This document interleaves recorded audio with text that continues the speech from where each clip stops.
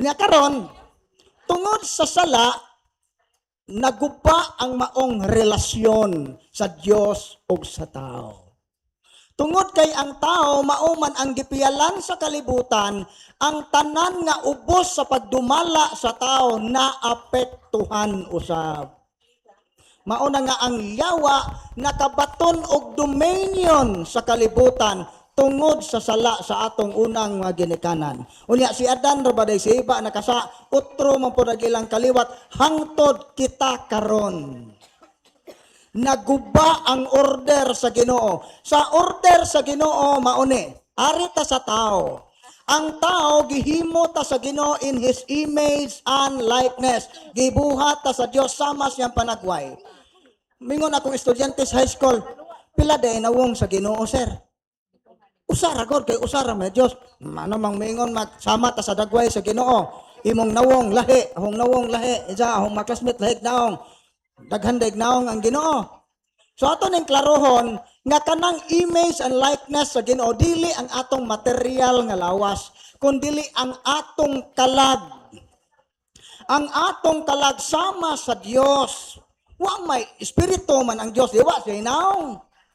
So ang atong kalag sama sa Dios nga naatay intellect, naatay free will. Mo ni nakanindot na to, naatay salabutan, naatay buot. Og dili lang kay naatay buot, naapagyod tay kanang gitawag na to nga gawasnon nga pagpili. Makapili ta.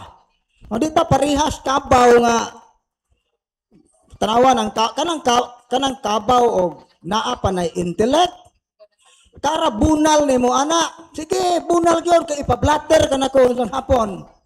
Tuwa so na buhatas kabaw kay human na ibuot. Pero kita naa. Lahi ta. So pero karon tungod sa sala, kini nga order sa Ginoo sulod sa tao, kinang faculties sa tao, abilidad o gahom sa tao naguba siya. Naatay intellect, higher faculty, intellect ug will. Gitagaan ta sa Ginoo sa labutan kay aron makasabot ta siyang iyang mga pulong, sa iyang kamatuoran. Gitagaan ta niya kabubuton kay aron maka-decide ta sa pagbuhat og maayo. Apan di pod ikalimot nga naatay appetite, naatay sensitive appetite, naatay pagbati.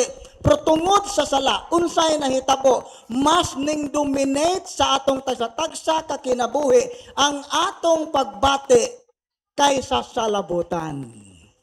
Maunay epekto sa sala. Nalubog ang salabutan. Bisag nahibaw kang asa na, pero ang atong free will nahimong weak, mas dali na to mabuhat ang atong gusto. Kaya nga naman, mas ning patigbabaw ang pagbati. Parihara ko na, nahibaw ka nga gidiabetes na ka, giingnan ka sa doktor nga adyaw nakahumhum anang nainom og kubra, adyaw nakahigop og soft drinks, likayin na ng mga ice cream, likayin na ng mga tamis, kay og di ka motoo maputol ning imong tiil. Pero sa nahitabo bisag nahibaw ta, bisag kurat niyoy. Bitaw, bisag nahibaw ta unsay nahitabo? Nahibaw ta nga naa tay sakit, pero ang nahitabo ang atong pagbati ning ingon kaon. Bahalag matay basta busog. Kana palangdaan, klaro na nga disorder. Ang atong gusto, ang atong gana, maunay ning mando sa tao. Kana palangdaan, gupa na ta. Mauna nga karon naatay gitawag og concupiscence, the inclination to sin. Bisag nahibaw kang sa nang manglibak, pero makakita gani kag naay bain ning sud sa kwarto sa pare, maglain na nang imong hunahuna, magunsa man to sila adto. Oh. Mauna no nga karon kay nakasud man ang yawa sa atong kinabuhi tungod sa sala, ang Ginoo wa muhunong, nagpakataos Kristo, nagpakamatay sa krus, gitukod niya ang 7 ka mga sakramento kay aron ang tao nga naulipon sa sala, naulipon sa yawa, mahatagan og bag-ong identity. Kitang tanang tao, we are sons and daughters of God by creation. Tungod kay siya ang nagmugna sa atong kinabuhi. Pero tungod sa sala, unsay giingon sa 1 Juan 3:8, ang nagpadayon pagpakasala iya sa yawa. Gibuhat ta sa Ginoo, gigama ta niya sama sa iyang dagway. Pero tungod sa sala, nahimo tang sama sa yawa. Mao nang ang gibuhat sa Ginoo, naghimo siya og pamaagi nga ang tao matagaan og bag-ong identity. Kita tungod sa bunyag na nahimo tang anak sa Dios sa pagkasinagop. Si Kristo may buktong anak sa Dios. Pero tungod sa atong pagkahiyusa ni Kristo, nahimo po tang mga anak sa Dios tungod ni Kristo. Kita gaantag bagong identity. Ang problema lang karon kay wa tay appreciation sa sacraments mo nang itabo ang yawa, no, the demonic counterplan. Unsa may plano sa yawa sa kinabuhi sa tao? Giunsa niya pagguba. Di ba ang gusto sa Ginoo nga dunay relasyon ang usag-usa. Sama kahingpit sa relasyon sa gugma sa Amahan, Anak ug Espiritu Santo. So ang plano sa Ginoo gyud nga kitang tanan magkahiusa diha sa gugma. Gani ang napo kasugo gisamare na ni Kristo sa duha, love your God above all and love your neighbor as you love yourself. So ang tibuok balaod nakasentro sa gugma. So ang balaod gani nga wa nay gugma, wa nay hinungdan balaura. Wala nay hinungdan. Dapat ang balaod gihatag ang balaod kay naatay giya unsaon nato paghigugma ang Dios ug unsaon nato paghigugma ang atong isig ka tawo. Pero unsay plano sa yawa? The demonic counterplan.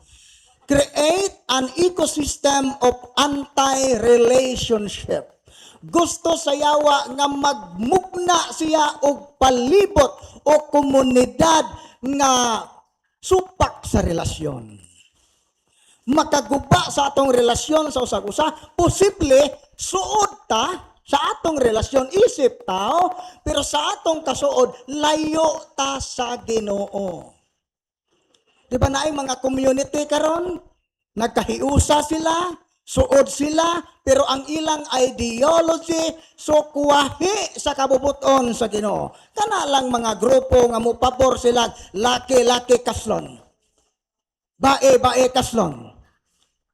Asa man kuno nimo na mabasa sa Biblia ang gibuhat sa Ginoo, Adam and Eve, mo'y tawo dili Adam and Steve. Pero unsay nahitabo? Suod kayo, nagkahigugmaay ko no. Sa ito pa, ecosystem of anti-relationship. Mga pamilya nga bungkag. Kaya nangitaglain.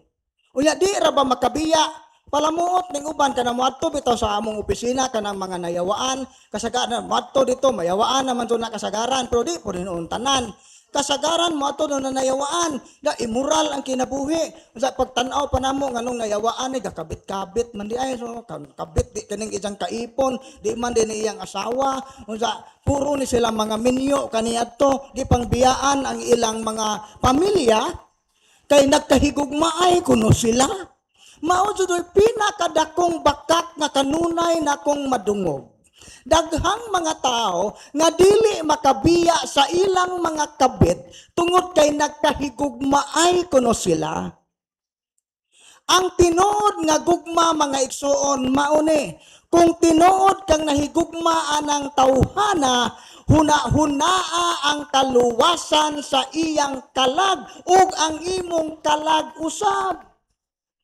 Kay kung wa ka maghuna-huna sa kahimtang sa kalag sa imong giingon nga gihigugma, dili na gugma, kaulag ra gyud na. Kay katagbawan sa lawas ra ang imong gipunting.